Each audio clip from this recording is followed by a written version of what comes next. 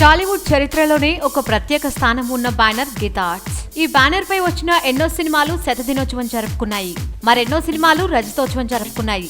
ఒకప్పుడు గీతా ఆర్ట్స్ నుండి సినిమా వస్తుందంటే పక్కా 100 బొమ్మ అని అంతా ఫిక్స్ అయిపోయిన టైం కూడా ఉంది. 1972లో అల్లు అరవింద్ స్థాపించిన ఈ బ్యానర్ చిరంజీవి సినిమాలు నిర్మించడం మొదలు పెట్టాకే పెద్ద బ్యానర్ గా మారింది అనేది ఎవరైనా ఒప్పుకొని తీరాల్సిన విషయం. అది కూడా పసివాడి ప్రాణం సినిమాతో మెగా బ్యానర్ గా ఆవిర్భవించింది. ఈ బ్యానర్ లో ఎక్కువగా సినిమాలు చేసింది చిరంజీవే, పైగా ఎక్కువ చిరంజీవి సినిమాలు డిస్ట్రిబ్యూట్ చేసేవారు. మొదట్లో అల్లు అరవింద్, చిరంజీవి ఇద్దరు కలిసి సినిమాలపై నిర్ణయాలు తీసుకునేవారు. ఇప్పుడు పరిస్థితి వేరు. బయటకు అంతా బాగానే ఉన్నట్టున్నా కూడా అక్కడ కీ పర్సన్స్ మాత్రం అల్లు అర్జున్, అల్లు బాబీ, అల్లు శిరీష్ అనేది అందరికీ తెలిసిన ఓపెన్ సీక్రెట్. అందుకే అల్లు అర్జున్ ఇష్టపడిన సరైనోడు సినిమాని చాలా ఖర్చు పెట్టి భారీగా నిర్మించారు. పైగా ఆ సినిమా వేడుకలో కొడుకు సినిమాకి కాక ఇంకెవరికి పెడతారు బాస్ అంటూ సింపుల్ గా ఫ్లోలో మాట్లాడేశాడు అల్లు అర్జున్. అయితే అది తగలాల్సిన చోట గట్టిగా తగిలింది. అందుకే కొండల ప్రొడక్షన్ కంపెనీ పుట్టుకొచ్చింది. ఇన్నాళ్ళు ఎన్నో భారీ సినిమాలు తీసినా ఎలాంటి ప్రాబ్లం రాలేదు. ఒకవేళ చిరు ఫ్యామిలీ ఏదైనా సినిమా తీయాలనుకున్నా కూడా గీతా ఆర్ట్స్ పై తీసేవారు. ఇక ఉపాసన ఎంట్రీ కూడా కొనిదెల బ్యానర్ పుట్టుకలో ఒక భాగం. భర్తకి సొంత బిజినెస్ ఉండాలనేది ఉపాసన కోరిక.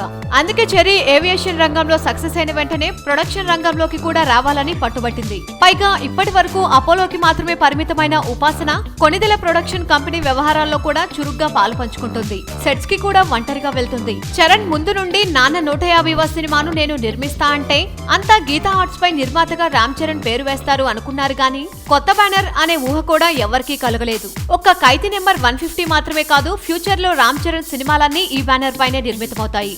సుకుమార్ సినిమా తర్వాత రామ్ చరణ్ నటించే సినిమా కొనిదెల ప్రొడక్షన్ హౌస్ లో రెండో సినిమా.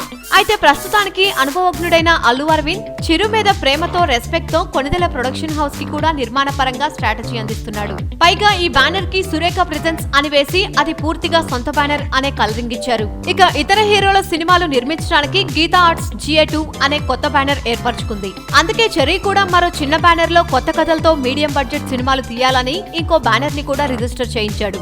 ఇక ఖైదీ నెంబర్ 150 సినిమాని కనీసం గీతా ఆర్ట్స్ సంస్థపై డిస్ట్రిబ్యూట్ కూడా చేయట్లేదంటే పరిస్థితి అర్థం చేసుకోవచ్చు. ధృవ సినిమాని గీతా ఆర్ట్స్ లో చేయడానికి కూడా ఇంటర్నల్ గా చాలా లెక్కలున్నాయి. ఇక గీతా ఆర్ట్స్ ఎదుగుదలలో అల్లు అరవింద్ పాత్ర ఎంతుందో చిరంజీవి కృషి కూడా అంతే ఉంది. అయితే ఈ తరానికి వచ్చేసరికి పెత్తనం చేతులు మారడంతో కొనిదెల ప్రొడక్షన్ కంపెనీ పుట్టుకకు మరో మేజర్ కారణం. పైగా రామ్ చరణ్ హీరోగా, Pawan Kalyan creative works banner లో ఒక సినిమా ఉంటే పవన్ కళ్యాణ్ హీరోగా ఒక సినిమా తీయాలని రామ్ చరణ్ ఆలోచన. కానీ అది గీతా ఆర్ట్స్ లో సాధ్యం కాదు. కారణం పవన్ పై అల్లు అర్జున్ పెంచుకున్న వ్యతిరేకత. అందుకే చెర్రీ సొంత బ్యానర్ అయిన కొనిదెల ప్రొడక్షన్ కంపెనీలో మూడో సినిమా పవన్ తో ఉంటుందనే వార్తలు కూడా వినిపిస్తున్నాయి. అయితే ఇంతకాలంగా గీతా ఆర్ట్స్ సంపాదించిన పేరు ప్రఖ్యాతలు ఒక్క ఖైదీ నెంబర్ 150 తోనే కొనిదెల వారు సంపాదించుకుంటుంది అనడంలో సందేహం లేదు.